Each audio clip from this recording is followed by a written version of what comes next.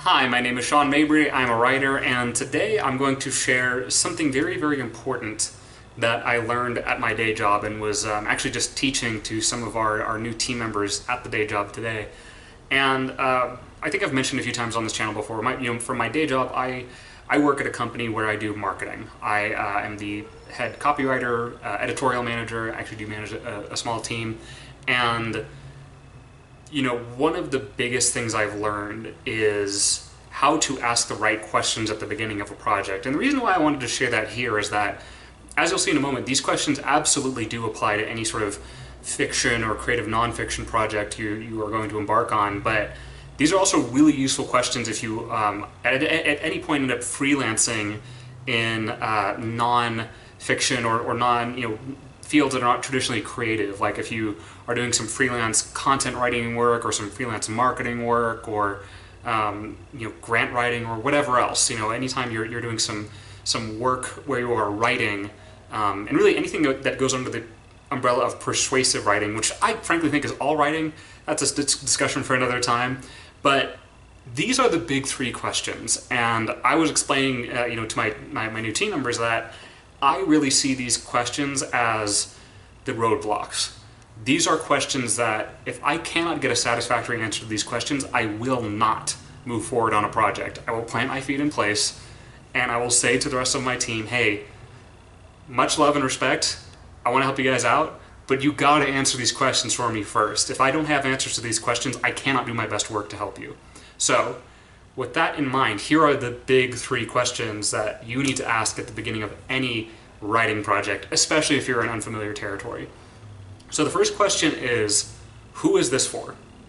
And it's a question of who the audience is, but it's a little bit more than that. It's not just, okay, who is the audience in terms of demographics, or it's not just who's the audience in terms of what their role is, if it's you're writing to someone in another company or within the same company. It's not simply a matter of why you want to reach out to them. It's a matter of what is the story that they are telling themselves. How do they see themselves? Which is actually far more important than how you see them. Because whatever you are about to tell them, whatever words you're about to place in their heads, needs to fit into the story they are telling themselves. If it cannot fit well into the story that they are telling themselves, it doesn't matter how eloquent your writing is, it doesn't matter how precise, all the other things that you can get right as a writer, none of that matters if it doesn't implant into their heads and become part of their own thought process. Essentially, it needs to feel like their own idea. That's really, when you're being persuasive at the highest level, it's when the other person feels like it's their idea. And so that starts with understanding what is the story they're telling themselves right now. Who are they? Who do they see in the mirror? That's question one. Question two is, what do they want?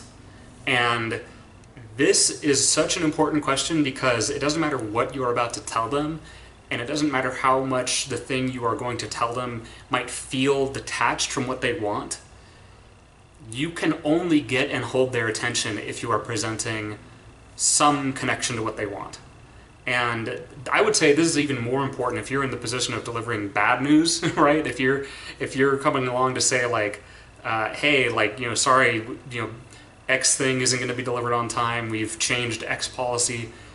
You need to find a way to connect that bad news, or really whatever the news is, or if you're trying to sell someone something, if you're in the position of writing some sales copy, you cannot get through to someone unless you know what they want and you can somehow connect what you are presenting to what they want. And want is the key word there. It's not need. It's not what they need, because people ignore their needs constantly. People obsess over their wants. People are constantly thinking about their wants. And if you are part of a really beautiful and important project, you are going to show them how they can get from their wants and ultimately end up at their needs. You can show them the path from, hey, I'm going to present what you want and give you what you want, but also make sure that you get what you need on the back end. But that all starts with knowing what they want, knowing how what they want integrates into the story they're telling themselves, and taking it from there. And then the third question is, how are we going to deliver what they want? And this really goes beyond what's just there on the page. So one of the most frustrating but enlightening things that I've run into on my day job, and in many other contexts, frankly, is when a lot of times when people want something written, and when I say people, I'm talking about intelligent, qualified, hardworking people with a lot of authority.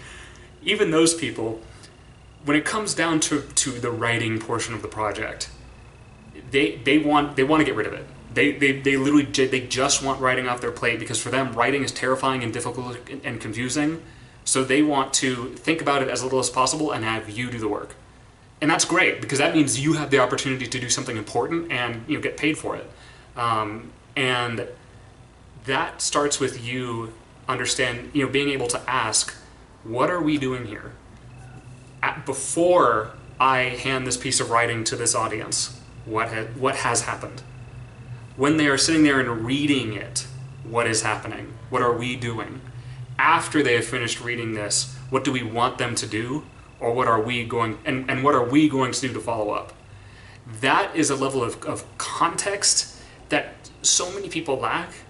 And honestly, that's the thing that really, anyone in any kind of freelance writing position, if you know how to ask those questions and find good answers and extract, because honestly, it just takes you asking. It just takes you asking for the people you're working with to realize the bigger picture and understand, like, oh yeah, it's not just enough to just spray out an email and hope that something will happen.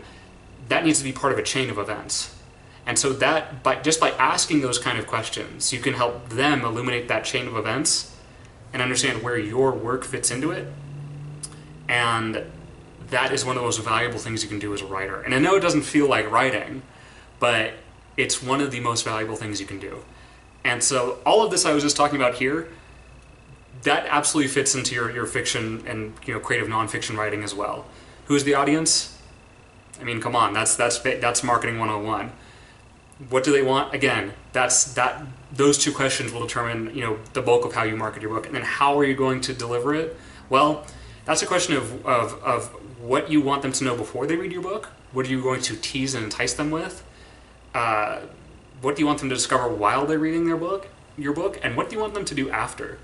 One of my friends on Facebook actually is a really popular romance novelist, and at the end of her books, she has this amazing thing where it says, because she writes romances, she says, okay, you enjoyed this book.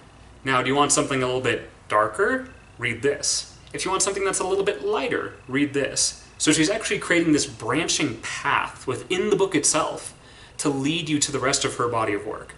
And that, I think, is so much more sophisticated than just putting an excerpt of a story that you want to sell. Letting the reader make the decision of what kind of story they want to read next is so powerful, and I'm amazed that you don't see that more often. But that's the level of thinking, that is how everything I'm talking about here applies to your creative work. So I hope this made sense. I hope this was useful to you.